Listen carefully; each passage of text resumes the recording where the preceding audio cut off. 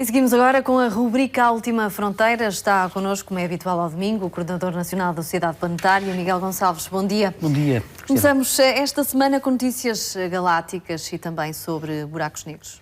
É um novo recorde, começamos com um novo recorde, que em astronomia os astrónomos estão pouco interessados em bater recordes, mas é assim que obviamente foi apresentado. E o que é que nos conta este novo recorde? É do enxame galáctico mais maciço encontrado no universo primordial. E quando falamos do universo primordial, eis uma imagem desse mesmo enxame, estamos a falar de um enxame que foi descoberto quando o universo tinha apenas 3,8 mil milhões de anos. Porquê é que aqui o recorde pouco importa? Porque a própria existência deste enxame galáctico já agora tem a módica massa de cerca de 500 bilhões de vezes a massa do nosso Sol. E, portanto, é um número verdadeiramente inacreditável e assustador. E só o facto de ele existir é um puzzle fabuloso para os astrónomos, porque o universo primordial era, Cristiana, um autêntico caos. Era um amontoado de tudo e mais alguma coisa, de gás, de coisas, de estrelas de um lado para o outro, e os astrónomos pensavam que não era possível encontrar um enxame destas dimensões, com esta massa, precisamente quando o universo ainda era praticamente um bebê.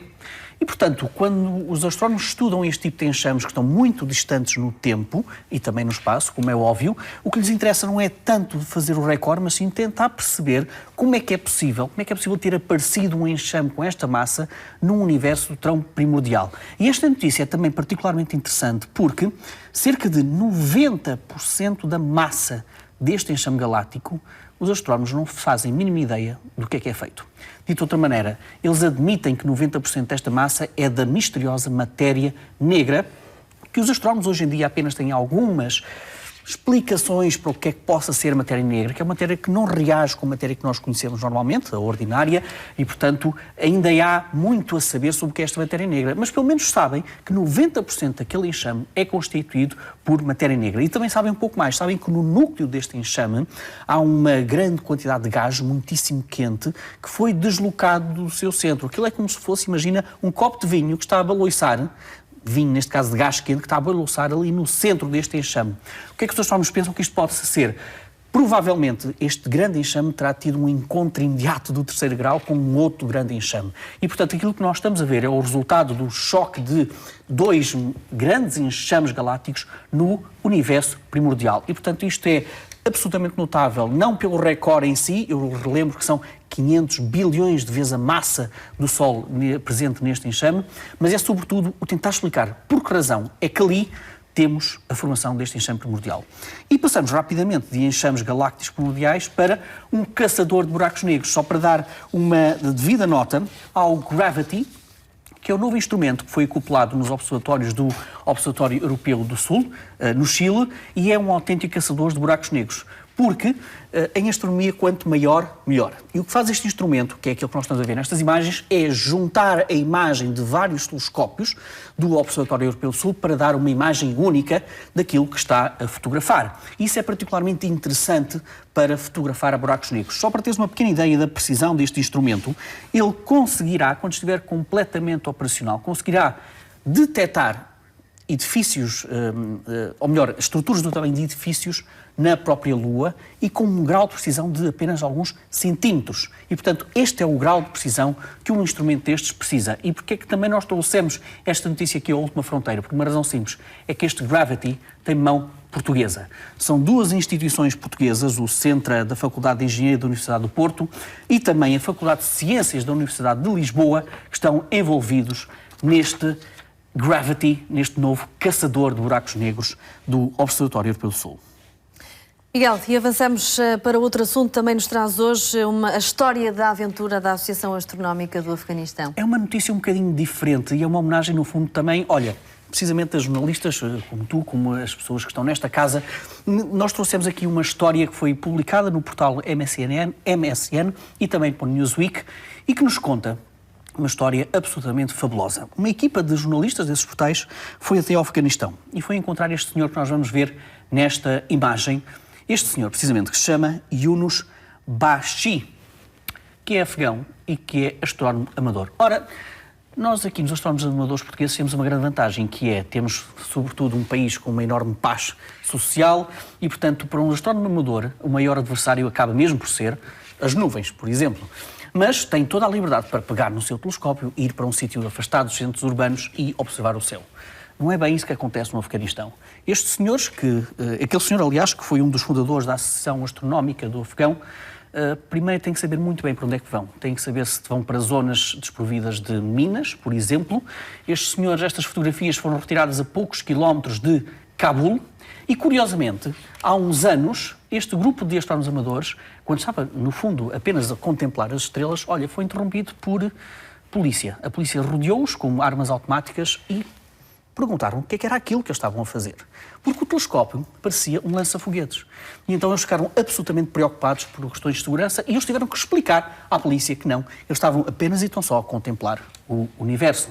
Esta é apenas uma história, no meio de grandes histórias que a Associação Astronómica do Afeganistão tem para contar. Eles, quando registaram precisamente esta associação, este senhor registou, o Ministério da Justiça no Afeganistão, a primeira coisa que fez foi perguntar precisamente a este cavalheiro que nós estamos a ver, pediu para ele ler a mão, porque pensou que ler a mão é exatamente o mesmo que ver as estrelas, claro que sim.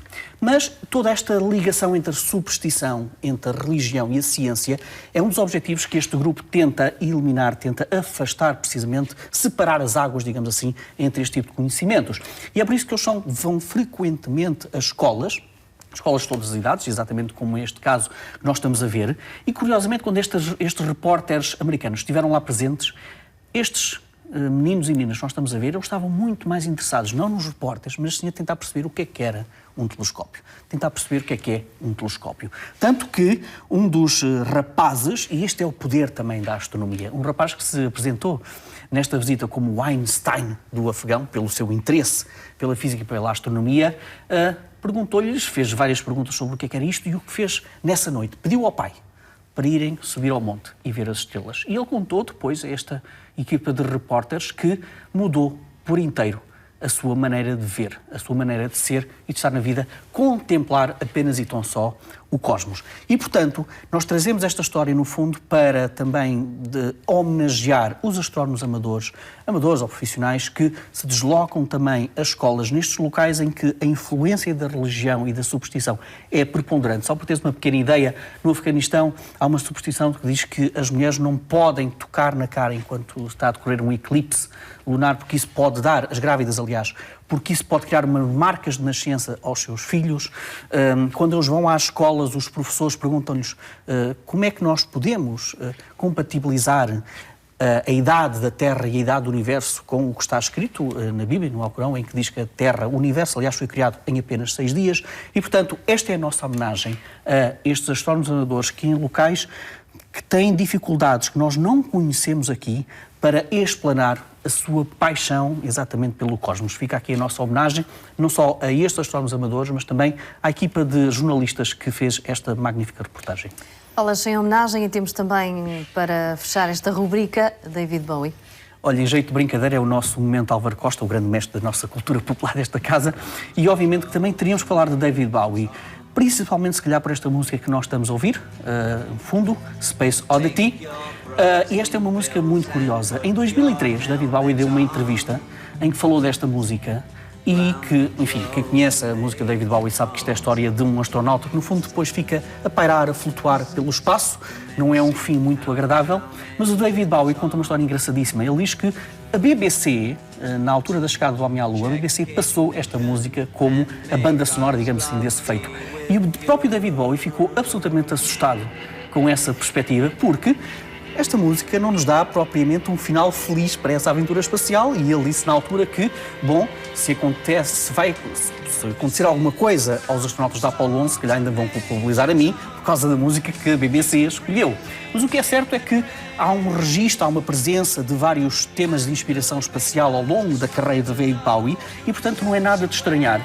Na altura do seu falecimento, houve várias personalidades do mundo da espacial, da comunidade espacial, que demonstraram um enorme pesar e algumas palavras precisamente para David Bowie. Olha, por exemplo, como o Sr. Chris Hadfield, que é este senhor que nós estamos aqui a ver, que levou precisamente esta música para a Estação Espacial Internacional. Na sua conta de Twitter mostrou o seu abalo pelo seu desaparecimento. Ou, por exemplo, Neil deGrasse Tyson, o apresentador da segunda série de Cosmos, mas também outras pessoas, como por exemplo Elon Musk, o fundador da SpaceX, e portanto há aqui uma relação quase umbilical também entre a carreira, alguns dos temas que David Bowie colocou na sua carreira, que muitos deles até não falam do espaço, mas vai buscar temas do espaço, palavras do espaço, referências do espaço, para incorporar na sua carreira. E, portanto, também na comunidade espacial, o seu desaparecimento, pelo menos o seu desaparecimento físico, fez-se ouvir.